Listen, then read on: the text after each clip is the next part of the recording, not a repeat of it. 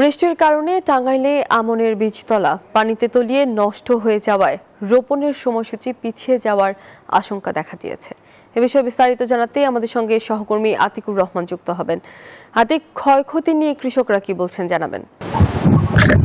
ধন্যবাদ তোমা। আপনি জানেন যে টানা অতিবৃষ্টির কারণে কিন্তু টাঙ্গাইলের যে আউশ এবং আমন ধানের যে বীজতলা যারা কৃষকরা রোপণ করেছিলেন তারা কিন্তু অনেকটাই ক্ষয়ক্ষতির মধ্যে পড়েছেন এবং ইতিমধ্যে কিন্তু এই যে বৃষ্টির কারণে কিন্তু অনেকটাই যে বীজতলা সেটি কিন্তু নষ্ট হয়ে গিয়েছে এবং এই সময়টা আসলে যে সময়টা হচ্ছে আউশ এবং আমন ধান রোপণ করার কথা কৃষকরা, এই সময়টা কিন্তু এখন পর্যন্ত তারা সঠিক সময় কিন্তু তারা রোপণ করতে পারছেন না, যার কারণে কিন্তু একটা অনিশ্চয়তার মধ্যে রয়েছে এই অঞ্চলে যারা কৃষক রয়েছেন তারা কিন্তু অনেকটাই অনিশ্চয়তার মধ্যে রয়েছে। এবং এছাড়া কিন্তু অনেক এই যে শীতকালীন যে সবজির যে চারা রোপণের যেগুলো রয়েছে, বিশেষ করে আসলে এই পেঁপে এবং যে ফুলকপি, বাঁধাকপি এই ধরনের যে বীজতলা তারা রোপণ করেছিলেন সেগুলো কিন্তু অনেকটাই এই বৃষ্টির কারণে নষ্ট হয়ে গেছে। আমরা একজন কৃষকের সাথে কথা বলবো।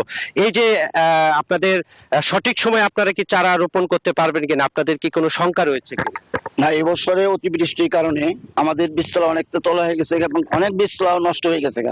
এখন এবছর আমরা আদৌ আবাদ করতে পারবো কিনা আমার আউশ এটা বলা যাচ্ছে না, এখন অনেক পানি, এই জন্য আমাদের অনেক চিন্তার মধ্যে আছি আমরা।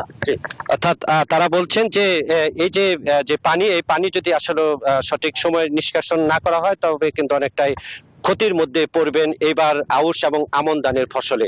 এই ছিল আমার কাছে সর্বশেষ। টাঙ্গাইল থেকে ফিরে যাচ্ছে স্টুডিওতে তমা। ধন্যবাদ আপনাকে।